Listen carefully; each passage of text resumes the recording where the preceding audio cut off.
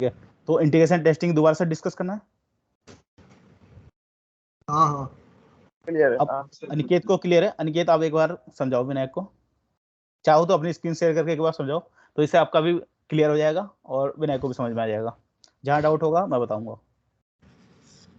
इसी में बता देता हूँ मैं, हाँ क्योंकि आज ना मैं पे था, लैपटॉप पर नहीं हूँ। ठीक है, बताओ। लैपटॉप में लॉगिन प्रॉब्लम आई। ओके, तो इसी पे इंटीग्रेशन, हाँ, इंटीग्रेशन टेस्टिंग मेनली होती है कि जो एक मॉड्यूल दूसरे मॉड्यूल से कनेक्ट होता है। एक बार वही वाली इसमें खोल दीजिए आप, एक माई ट्रिप वाली। ये लो। इसमें जैसे फॉर एग्जांपल पैक करना,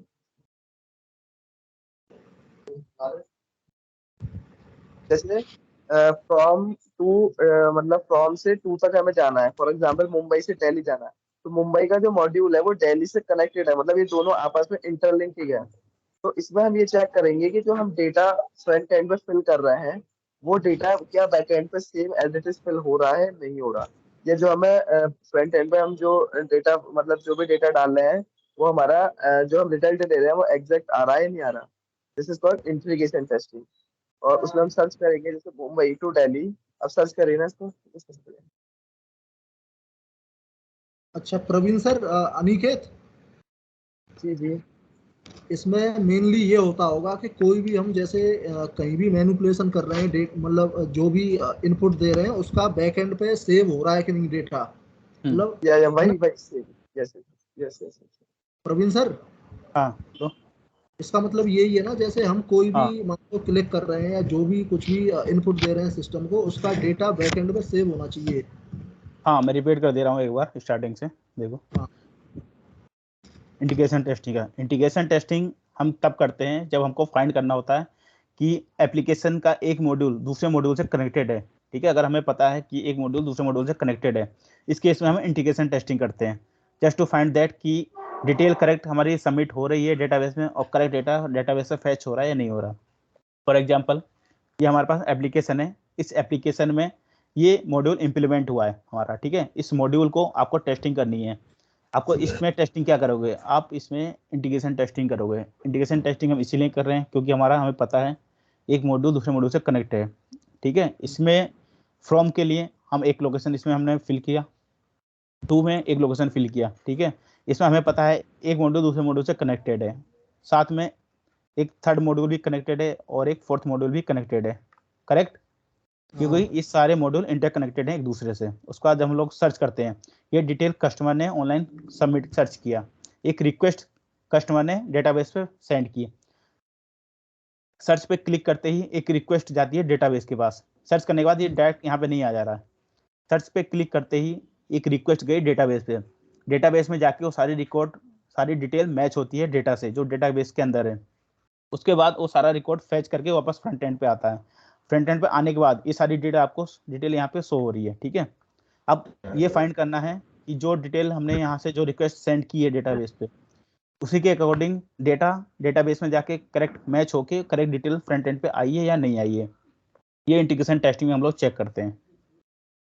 ठीक ओके है, ओके क्योंकि ठीक इस है केस में कस्टमर की कंप्लेन आ सकती है कि कस्टमर फ्लाइट सर्च कर रहा है फ्रॉम मुंबई टू दिल्ली। ठीक है, कस्टमर बोलता है मैंने फ्लाइट सर्च करी Mumbai to Delhi, but result show कर रहा है दिल्ली टू मुंबई, ये गलत डेटा आ रहा है, कस्टमर की कंप्लेन आएगी। फिर आपको ये फाइंड करना पड़ेगा कि आपको हमने जो रिक्वेस्ट सेंड करी है वही रिक्वेस्ट डेटाबेस में जाके मैच करके यहाँ डेटा फ्रंट एंड पे क्यों नहीं आ रही है, इसका रीजन क्या है, कहाँ गलती हो रही है। आपको जाके डेटाबेस में चेक करना पड़ेगा कि जो रिक्वेस्ट हम यहाँ से सेंड कर रहे हैं करेक्ट रिक्वेस्ट डेटाबेस में आ रही है या नहीं आ रही है। ठीक है, और डेटाबेस से मैच होके यहाँ पे क्यों नहीं आ रहा है, कहाँ इशू आ रहा है। ठीक है, कस्टमर के सेंड करने के बाद इशू आ रहा है या फिर वहां से डेटा फैच होने में इशू आ रहा है। ठीक है, ये फाइंड करके आपको देना होगा डेवलपर को, ये डेवलपर फिक्स करेगा। इसके अलावा एक एग्जांपल और बताता हूँ इंटीग्रेशन टेस्टिंग का। फॉर एग्जांपल मान लो हमारे पास कोई एप्लीकेशन है। ठीक है, इस एप्लीकेशन में एक मॉड्यूल है रजिस्ट्रेशन पेज का। रजिस्ट्रेशन पेज में हम इंटीग्रेशन टेस्टिंग चेक करते हैं क्योंकि हमारा एक मॉड्यूल दूसरे मॉड्यूल से कनेक्टेड है। वन मॉड्यूल हो गया हमारा फ्रंट एंड, दूसरा मॉड्यूल हो गया हमारा बैक एंड। फ्रंट एंड से हम जो भी डेटा एंटर करने वाले हैं वो डेटा हमारा डेटाबेस में करेक्ट सेव हो रहा है या नहीं हो रहा है, वो हमें चेक करना होता है।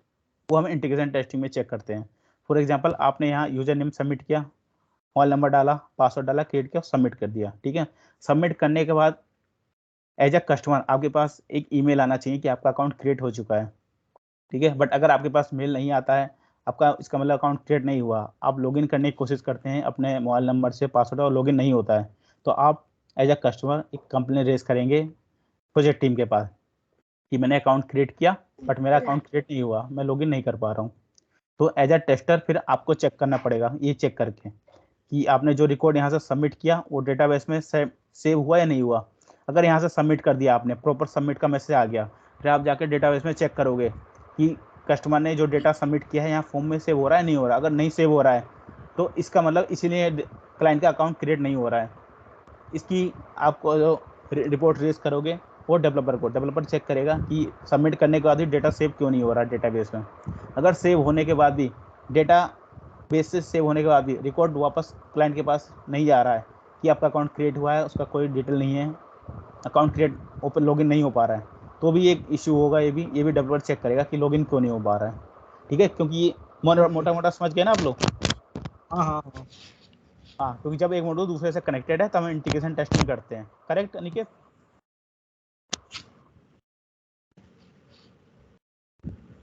हेलो? यस यस हाँ। Yes yes. और विनायक, अभी जैसे हमने पहले डिस्कस किया था रिग्रेशन टेस्टिंग, क्लियर है रिग्रेशन टेस्टिंग का? कौन सा? रिग्रेशन टेस्टिंग के बारे में हमारा कल भी डिस्कस हुआ था, रिग्रेशन टेस्टिंग। क्लियर है, रीटेस्टिंग और रिग्रेशन टेस्टिंग दोनों क्लियर है। हाँ, बताना एक बार रिग्रेशन टेस्टिंग और रीटेस्टिंग। रिग्रेशन टेस्टिंग होती है जैसे कि रीटेस्टिंग का मतलब तो ये है कि हम किसी भी चीज में जैसे मैनिपुलेशन कर रहे हैं या डिलीशन कर रहे हैं या एडिशन कर रहे हैं, तो उसको करने के बाद में हम रीटेस्टिंग करेंगे उसी पर्टिकुलर मॉड्यूल पे जो जिसमें हमने अपडेशन या डिलीशन किया है। Aniket, right? Is it right? मतलब वैसे तो ठीक है, हाँ वही है कि जो भी अगर बग आया है तब उसको डेवलपर से बोलेंगे पहले, और डेवलपर उसको जब सही कर देगा फिर हम उसी मॉड्यूल पर चेक करेंगे। This is called retesting.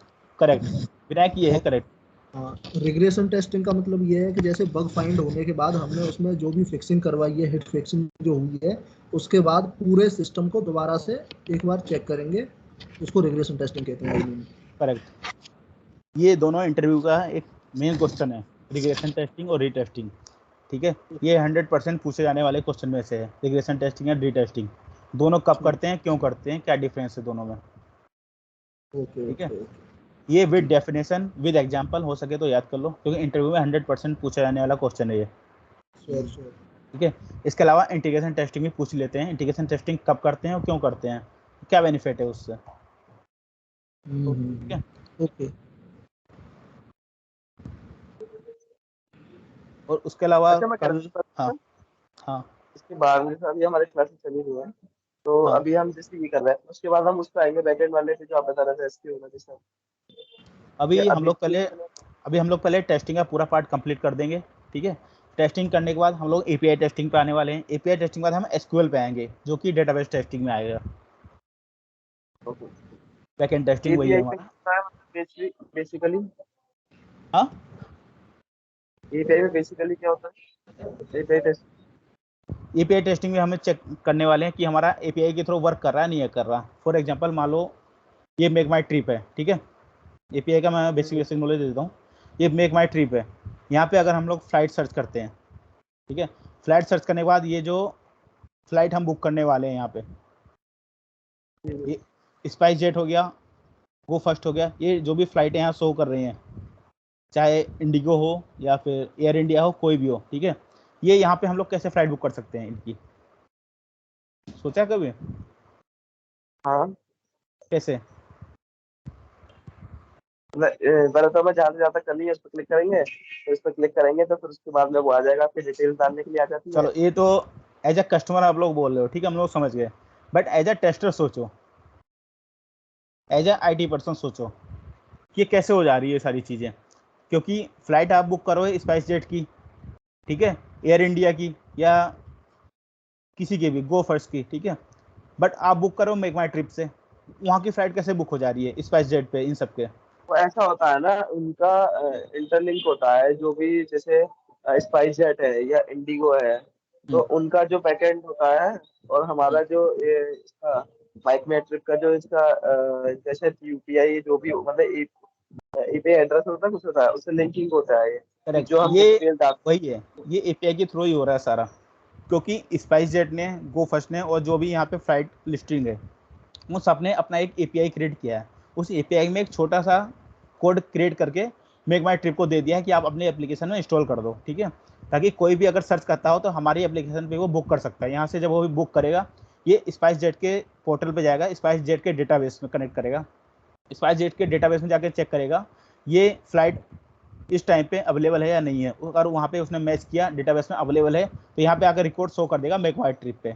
Correct, ये सारा जो प्रोसेस है एपीआई के थ्रू ही चल रहा है, क्योंकि कस्टमर को डायरेक्ट स्पाइस जेट की वेबसाइट पे जाके अपना फ्लाइट बुक करने की जरूरत नहीं पड़ रही है, क्योंकि चाहे स्पाइस जेट हो, गो फर्स्ट हो, एयर इंडिया हो या इंडिगो हो, उन लोगों ने अपनी अपनी एपीआई क्रिएट की है।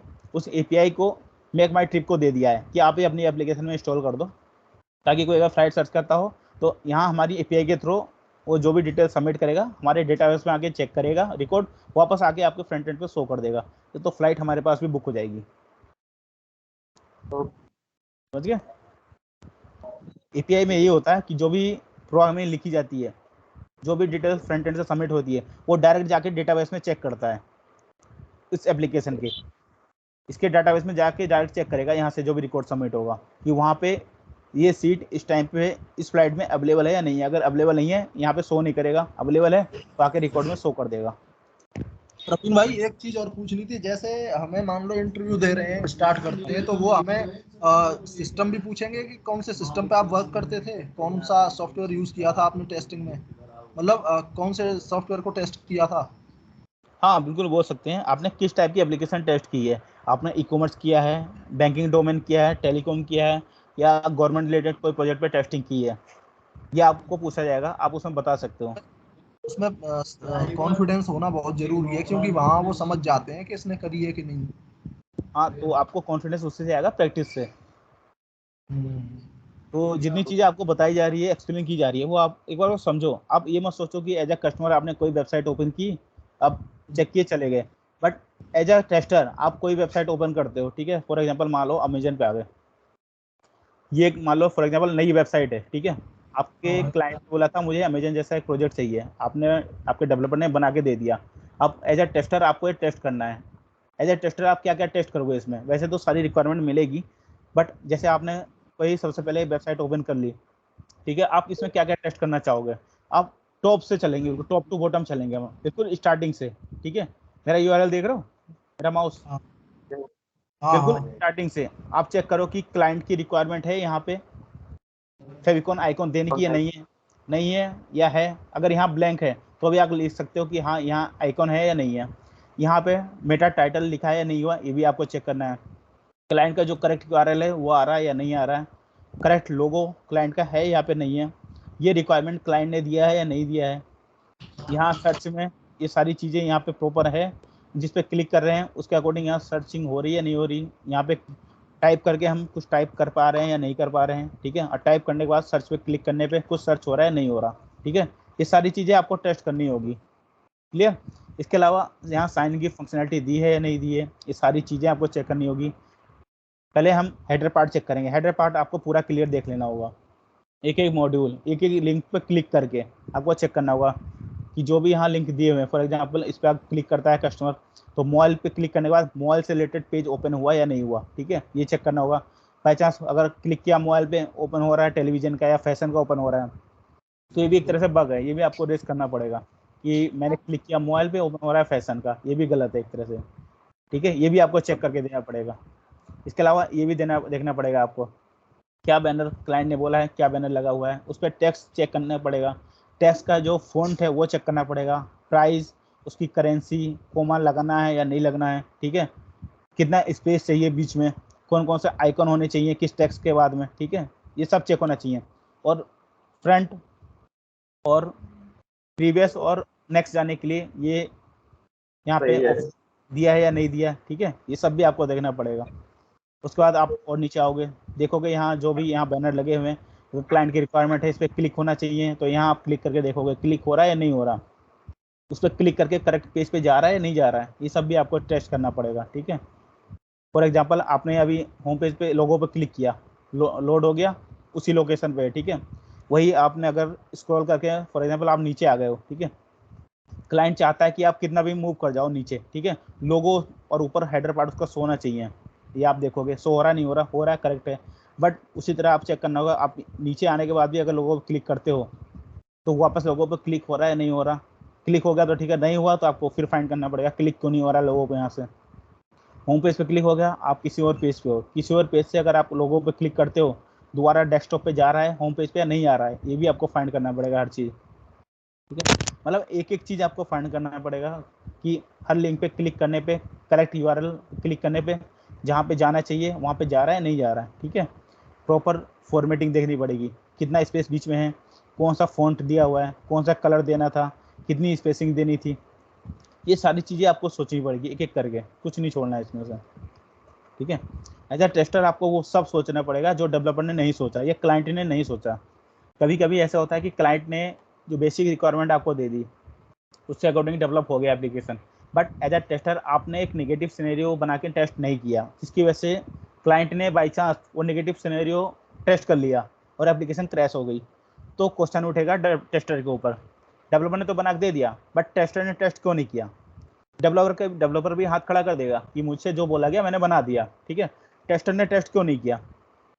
सारा क्वेश्चन टेस्टर के ऊपर आ जाता है कि आपने टेस्ट क्यों नहीं किया एप्लीकेशन को, नेगेटिव सिनेरियो क्यों नहीं डाला। हाँ, टेस्टर के ऊपर ही ब्लेम आएगा सब। बिल्कुल 100% बोल रहा हूँ, पूरा ब्लेम टेस्टर के ऊपर ही आता है हमेशा प्रोजेक्ट के ऊपर। क्लाइंट ने अपनी रिक्वायरमेंट दे दी, उसे जो चाहिए होता है, ठीक है, क्योंकि क्लाइंट को पीछे नहीं पता कि ऐसा रिक्वायरमेंट मैं चाहता हूँ, इसकी वजह से क्या हो जाएगा मेरी एप्लीकेशन में। क्लाइंट को नहीं पता, क्लाइंट को सिर्फ अपनी एप्लीकेशन से मतलब रिक्वायरमेंट से। ठीक है, डेवलपर ने भी बना के दे दिया, ठीक है, जो क्लाइंट ने मांगा, बट टेस्टर को नेगेटिव सिनेरियो बना के चेक करना पड़ेगा कि उसकी वजह से उसकी एप्लीकेशन में कोई इम्पैक्ट आ रहा है नहीं आ रहा, कहीं कुछ गलत डालने पे रिकॉर्ड कहीं एप्लीकेशन ब्रेक ना हो जा रही हो। फॉर एग्जांपल ये अमेजन का साइट है, ठीक है, यहाँ पे क्लाइंट ने फॉर एग्जांपल मान लिया अपना क्रिएट अकाउंट बोल दिया, ठीक है, एक एप्लीकेशन आपने क्रिएट करने के लिए दिया क्लाइंट ने, और यहाँ क्लाइंट कस्टमर आके अगर करेक्ट डिटेल डाल के सब रिकॉर्ड सबमिट करता है, ठीक है, अकाउंट क्रिएट हो जाता है। बट उसी तरह अगर कस्टमर ने यहाँ उल्टा सीधा भर दिया, ये ब्लैंक छोड़ दिया, ये सब भर के उसका कंटिन्यू कर दिया, यही करने पे हो सकता है एप्लीकेशन क्रैश हो जाए, ये भी हो सकता है एप्लीकेशन क्रैश हो जाए। तो उस केस में आपके ऊपर क्वेश्चन उठ जाएगा आपने ऐसा क्यों नहीं टेस्ट किया था, कि अगर यहाँ ब्लैंक करके अगर सबमिट कर दिया जाए एप्लीकेशन क्रैश हो रही है नहीं हो रही है, ये भी टेस्ट करना पड़ेगा। इसी तरह ये मॉड्यूल है, फॉर एग्जांपल ये एप्लीकेशन आपको मिली थी डेवलप करने के लिए, ठीक है, मैं बताता हूँ। इसमें सब चीज़ आपने प्रॉपर बना के दे दिया कस्टमर को, कस्टमर की रिक्वायरमेंट थी मेक माई ट्रिप बनाने की, आपने मेक माई ट्रिप बना के दे दिया, ये सारे मॉड्यूल आपने क्रिएट करके दे दिए।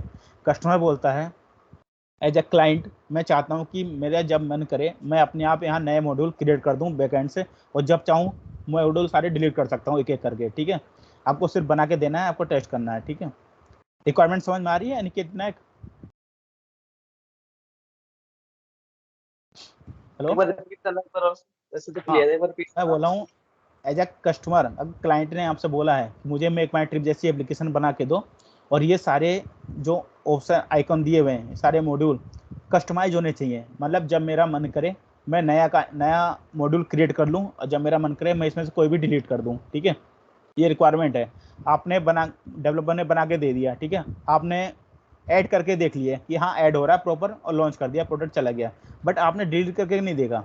कस्टमर की रिक्वायरमेंट थी डिलीट करके भी देखने की, कस्टमर ने बाई चांस इनमें से कोई एक डिलीट किया, वो डिलीट करने के बाद हो सकता है एप्लीकेशन क्रैश हो जाए पूरी, फिर क्वेश्चन किस पे आएगा, टेस्टर पे आएगा कि आपने टेस्ट करके क्यों नहीं देखा कि डिलीट हुआ या नहीं हुआ। ठीक है, डिलीट करने पे एप्लीकेशन क्रैश हो रही है, आपने क्यों नहीं टेस्ट किया। ठीक है, हो सकता है ये रिक्वायरमेंट कस्टमर की ना हो कि डिलीट करके मैं देखूंगा या नहीं देखूंगा। ठीक है, बाई चांस उसने देख लिया डिलीट करके एप्लीकेशन क्रैश हो गई, तो भी क्वेश्चन उठ जाएगा टेस्ट के ऊपर, आपने टेस्ट क्यों नहीं किया। अच्छा, वो डिलीट कैसे कर लेगा, वो तो डेवलपर ने डेवलप करा है ना। डेवलपर ने डेवलप किया है, जो भी कस्टमाइज वेबसाइटें होती हैं ई कॉमर्स की, चाहे मजेंटो या कोई कस्टमाइज वेबसाइट अगर क्लाइंट बनवा रहा है, ठीक है, क्लाइंट की रिक्वायरमेंट है कि मैं अपनी मर्जी से अपने बैकएंड से मैं चाहता हूँ कि मैं अपने आप अपना मॉड्यूल क्रिएट कर लूँ, ठीक है, जब मन करे कोई भी मॉड्यूल डिलीट कर दूँ। ठीक है, तो उस हिसाब से डेवलपर को बनाना चाहिए कि अगर कोई चीज़ यहाँ से डिलीट होती है तो उसकी वजह से एप्लीकेशन क्रैश नहीं होनी चाहिए, कोई दूसरा मॉड्यूल पे इम्पैक्ट नहीं पड़ना चाहिए, कुछ और नहीं हिलना चाहिए। ठीक है, इस हिसाब से डेवलपर को बनाना होगा। और डेवलपर ने नहीं बनाया, उसने नॉर्मल बना के दे दिया। एज अ टेस्टर आपने टेस्ट नहीं किया कि डिलीट करने पे कहीं और इम्पैक्ट पड़ रहा है नहीं पड़ रहा, तो क्वेश्चन आपके ऊपर उठने वाला है, आपने टेस्ट नहीं किया इसे प्रॉपर। समझे? आप ये मान के चलो आपको भाई हाँ ये क्रैश कैसे हो जाती है एप्लीकेशन, क्या मींस क्या है इसका, क्या क्रैश कैसे? जैसे कोई रॉन्ग डिटेल हम लोग एंटर कर देते हैं, ठीक है, कोई ऐसी चीज़ होती है जो हो सकता है कि वैलिड नहीं हो, मतलब इनवैलिड इनपुट करते हैं हम कुछ भी, उसकी वजह से एप्लीकेशन क्रैश हो जाती है कभी कभी। ठीक है, ऐसा भी हो सकता है कि यहाँ पे कोई डिटेल फिल नहीं करी है, ठीक है, कोई डिटेल बिना फिल करे अगर कंटिन्यू पे क्लिक कर दिया, ये भी एक ऑप्शन हो सकता है कि एप्लीकेशन क्रैश हो गई। ये भी एक तरह से हो सकता है एप्लीकेशन क्रैश हो गई है। ये क्रैश इसलिए नहीं हुई है क्योंकि यहाँ इसने दे दिया ऑप्शन ये कि अभी आपने डिटेल फिल नहीं करी, इसलिए इस पर वैलिड नहीं होगा क्लिक। ठीक है, हो सकता है कुछ एप्लीकेशन में आपने जो क्रिएट किए उसमें ये चीज़ ना दिया हो, वार्निंग ना दी गई हो, बट आपने जैसे क्लिक किया सीधे डेटाबेस पे रिक्वेस्ट गई, रिक्वेस्ट मैच नहीं करी, इससे कुछ रिक्वेस्ट आई नहीं, बैक फ्रंट एंड में कुछ आएगा नहीं, एप्लीकेशन सीधे क्रैश हो जाएगी। Okay okay. But blank form submit होने से रोकने के लिए ये चीज़ दी जाती है इसमें कि जब तक आप डिटेल पूरी फिल नहीं करोगे इस पर क्लिक वैलिड नहीं होगा, क्लिक नहीं माना जाएगा। ठीक है, ओके ये सब चीज़ टेस्ट करनी पड़ती है आपको। मतलब फॉर एग्जांपल इस वेबसाइट में मतलब जो भी एप्लीकेशन आपकी होगी, एक एक चीज़ आपको चेक करनी पड़ेगी, एक एक चीज़। डेवलपर ने तो सिर्फ बना दिया, डिजाइनर ने पूरा डिजाइन कर दिया, बट आपको डिजाइनर ने जो बनाया वो भी टेस्ट करना है, डेवलपर ने जो डेवलप किया वो भी टेस्ट करना है, आपको पूरा टेस्ट करना है। पॉजिटिव केसेस भी, नेगेटिव टेस्ट केसेस भी, सब करके देखना पड़ेगा आपको, जितने भी पॉसिबल केसेस होते हैं। तेरा निकेत क्लियर है? हाँ, तो विनायक कल जो SBI का मैंने ओपन करके दिखाया था, तो उस पर टेस्ट केसेस लिख के देखे थे प्रवीण सर? एक्चुअली अभी तो मैंने लिख के देखा नहीं है, बट क्लियर है वो। मैं आज उसको करूंगा, रिवाइज सारा करूंगा, आज का और कल का। ठीक है, तो अनिकेत का भी अभी शायद वो प्रैक्टिस हुई नहीं है, बट आप दोनों लोग एक बार प्रैक्टिस करना उस पर। ठीक है निकेत? मैंने कल से कराया था ना, वो मैंने वैसे तो कर लिया था बट केवल प्रैक्टिस वो नहीं लिखा है मैंने, वो मैं आज लिखूंगा। आज मैं थोड़ा वही था ना, प्रोजेक्ट में थोड़ा बिजी चल रहा था, हाँ तो हाँ, मेरा प्रोजेक्ट ठीक आराम से ठीक ठीक है। बाकी जो डॉक्यूमेंट मिला है पढ़ने के लिए उसे जितना हो सके उतना पढ़ो डिटेल में, उसमें पूरा डेफिनेशन हर चीज़ की दी हुई है कायदे से। और बाकी विद प्रैक्टिकल जो भी एग्जांपल होगा वो हम लोग यहाँ पे आपको फ्रंट एंड से पूरा समझा देंगे। ठीक है, इंटरव्यू में आपको अगर विद एग्जांपल आप बोलोगे आपको चांसेस ज़्यादा होंगे सिलेक्शन के। एग्जाम्पल डाले बोले तो एग्जाम्पल हाँ एग्जाम्पल ही देंगे ऑलमोस्ट, वैसे हाँ क्लियर अच्छे से हो जाता है।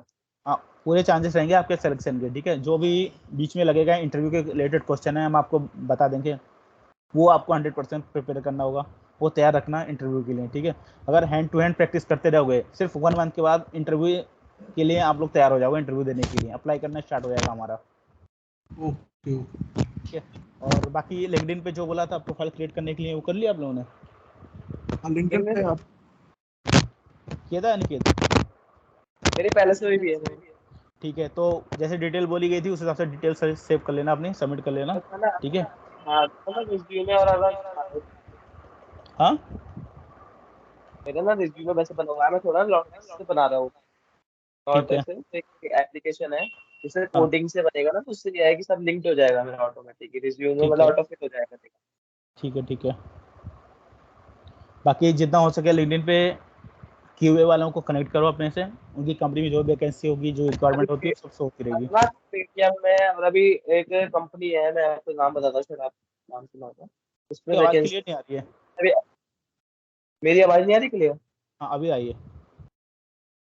मैं कह रहा हूँ कि अभी मैंने बीच में वैकेंसी देखी थी कुछ, एक तो पेटीएम पे निकली हुई है क्यूए की, हाँ मैंने अप्लाई करा था क्योंकि आपसे करता हूँ वहाँ पे। हाँ कल मैंने आपसे पूछा था ना, तो आपने मना कर दी थी। हाँ हाँ, आवाज़ ब्रेक हो जा रही है तुम्हारे बीच में। हेलो, आवाज आ रही है? अभी नहीं आ हाँ रही? अभी आ रही है, अभी आ रही है। मैं कह रहा था पेटीएम पे क्यूए की वैकेंसी थी, पेटीएम। हाँ हाँ, बट अभी अप्लाई नहीं करनी है आपको कहीं पे भी। मैंने नहीं करा। हाँ अभी अप्लाई मत करो क्योंकि चांस मिस हो जाएगा, क्योंकि हो सकता है जो बड़ी कंपनियां होती है ना उसमें आप 3 मंथ या 6 मंथ तक का अप्लाई नहीं कर सकते हो एक बार अप्लाई करने के बाद। अभी एक इसलिए अभी जियोलाइट हाँ अभी कहीं भी अप्लाई मत करो, बस आप एक बार तो देख सकते हो कि उस वैकेंसी में क्या रिक्वायरमेंट है, आपको क्या आना चाहिए उसके अकॉर्डिंग, आप वो देखो उस हिसाब से, ठीक है। तो मैं कह रहा था जो हम एक्सपीरियंस दिखाएंगे 6 महीने का, 1 साल का या 2 साल का, तो उसमें हम जो जैसे ई कॉमर्स पे दिखाएंगे या वो बाद में डिसाइड होगा कि किसको देखते हैं। नहीं वो बता देंगे आपको क्या क्या दिखाना पड़ेगा उसमें, आप वो बता सकते हो कि मैंने इस प्रोजेक्ट पे वर्क किया है, कैसे कैसे किया था, क्या क्या वर्क किया था, क्या टीम साइज था, वो सब आपको एक्सप्लेन कर दिया जाएगा। अभी तो आप बस एक तरह से जो भी बताया जा रहा है पढ़ने के लिए आप वो पढ़ते रहो, रेडी करते रहो बस। बिल्कुल। अच्छा, उनको जैसे एक्सपीरियंस लेटर जो बनता है वो कंपनी में सबमिट भी होता है, वो मांगते होंगे ना वो, तो उसकी कॉपी भी। हाँ बिल्कुल, ठीक है। उसकी आप लोग कोई टेंशन मत लो, बस जितना आपको प्रैक्टिस करवाई जा रही है आप उतना सीखते रहो हैंड टू हैंड, जी ठीक जी। है। पूरा थ्योरेटिकल तैयारी करो, प्रैक्टिकल तैयार करो, वो सब आप सीखो टाइम टू टाइम पे, और जो भी काम दिया जाए वो एंड टू एंड करते रहो, क्योंकि आप वो चीज़ अगर छोड़ दोगे नेक्स्ट क्लास में जो भी हम बताएंगे आपको फिर आपका वो मिस हो जाएगा अगली बार से, श्योर श्योर। बिल्कुल बिल्कुल। क्योंकि तो इस जो वीक में हमारा टेस्टिंग का हो गया ऑलमोस्ट। अच्छा। हाँ हाँ। अब जो नेक्स्ट लास्ट वीक में, वीक हाँ बोलो। अगर जो लास्ट वीक आया था वो भी रिवीजन हो गया, और इस वीक वाला जो है आज रिवीजन कर लूंगा मैं प्रॉपर से। ठीक और है अगर कोई हाँ, डाउट होगा तो कंफर्म कर लेंगे। गुड। तो लास्ट वीक का हमारा जीरा का सेशन प्रोजेक्ट मैनेजमेंट कंप्लीट हो गया, इस बार का हमारा ऑलमोस्ट टेस्टिंग का कंप्लीट हो गया। सिर्फ नेक्स्ट वीक में हम लोग टेस्टिंग का सैटरडे संडे हमारे पास 2 दिन रहेंगे, इस सैटरडे संडे में हम लोग टेस्टिंग का हमारा जितना भी पार्ट बचा होगा उस पर हम प्रैक्टिस करने वाले हैं, थ्योरेटिकल भी और साथ में प्रैक्टिकल भी। उसके अलावा जो हम लोगों को टेस्ट केस लिखना है, टेस्ट प्लान क्रिएट करना है, वो भी हम संडे को करने वाले हैं, नेक्स्ट संडे को, ठीक है। नेक्स्ट संडे मोस्ट प्रोबेबली हम कोशिश करेंगे कि टेस्टिंग का कंप्लीट हो जाए पूरा पार्ट, इसलिए जितना हो सके आपको 1 वीक के अंदर जो भी आपको डॉक्यूमेंट मिला है पढ़ने के लिए हो सके तो पूरा कंप्लीट कर लेना, ताकि जो भी इशू हो आपको, जो भी डाउट हो नेक्स्ट क्लास में आप लोग पूछ सकते हो सैटरडे को, जी ठीक है। और साथ में टेस्ट केस लिखने की प्रैक्टिस करना जैसे मैंने आपको कल दिया था, तो वो भी जो भी डाउट होगा वो भी हम लोग डिस्कस कर लेंगे नेक्स्ट क्लास में, ओके। ठीक है। उसके अलावा मैं आपको कुछ क्वेश्चन भेजूंगा जो इंटरव्यू से रिलेटेड होते हैं, जीरा में पूछे जाते हैं वो, और टेस्टिंग में अब तक हम लोगों ने जितना पढ़ दिया उससे रिलेटेड जो भी क्वेश्चन है कुछ मैं वो भेजूंगा, उसके आंसर आप लोग सर्च करना गूगल पे, अपनी लैंग्वेज में ट्रांसलेट करना, जो भी समझ में आए उसके अकॉर्डिंग लिखना उसमें, ठीक है। अगर ना बन पाए तो जो डॉक्यूमेंट मिला उसके अकॉर्डिंग से तैयार करना, ठीक ठीक है। है। वो आंसर आपको आने चाहिए सारे जो कि इंटरव्यू में पूछे जाएंगे, आपको हैंड टू हैंड प्रैक्टिस करना पड़ेगा वो भी साथ साथ, श्योर श्योर। ठीक है। ठीक है। Okay sir. तो ठीक है जैसे जो ये कंपनी होती है बड़ी बड़ी, तो इसमें डायरेक्ट क्यू की जॉब निकालती है वैकेंसी पे। मतलब आपकी आवाज़ ब्रेक होती है बीच में। मैं कह रहा हूँ जैसे बड़ी बड़ी कंपनीज है, हाँ विप्रो हो गई, इंफोसिस हो गई, हाँ या टीसीएस हो गई, डायरेक्ट क्यू की वैकेंसीज को निकालती है डायरेक्टली। हाँ, एक क्यूए की वैकेंसी निकालती है, सॉफ्टवेयर क्यूए इंजीनियर करके या क्यूए इंजीनियर करके या क्यूए करके या मैनुअल टेस्ट इंजीनियर करके, मतलब इस टाइप से वैकेंसी निकलती है इन कंपनियों में। डायरेक्ट निकालते हैं। हाँ इन सब में वैकेंसी निकलती है, तो उसी के लिए आपको प्रोजेक्ट मैनेजमेंट टूल आना चाहिए, टेस्टिंग के बारे में बेसिक डिटेल पता होनी चाहिए, ठीक है। और एपीआई टेस्टिंग की बेसिक नॉलेज होनी चाहिए, एसक्यूएल की बेसिक नॉलेज होना चाहिए, इंटरव्यू क्लियर करने के लिए सब पूछे जाते हैं इंटरव्यू में क्वेश्चन, अच्छा, ठीक वैसे है। तो अभी भी ऑलमोस्ट कंपनीज में वर्क फ्रॉम होम ही चल रहा है ना। हाँ मोस्टली लगभग अप्रोक्सीमेट 70-80% मान लीजिए जिसमें वर्क फ्रॉम होम चल रहा है अभी।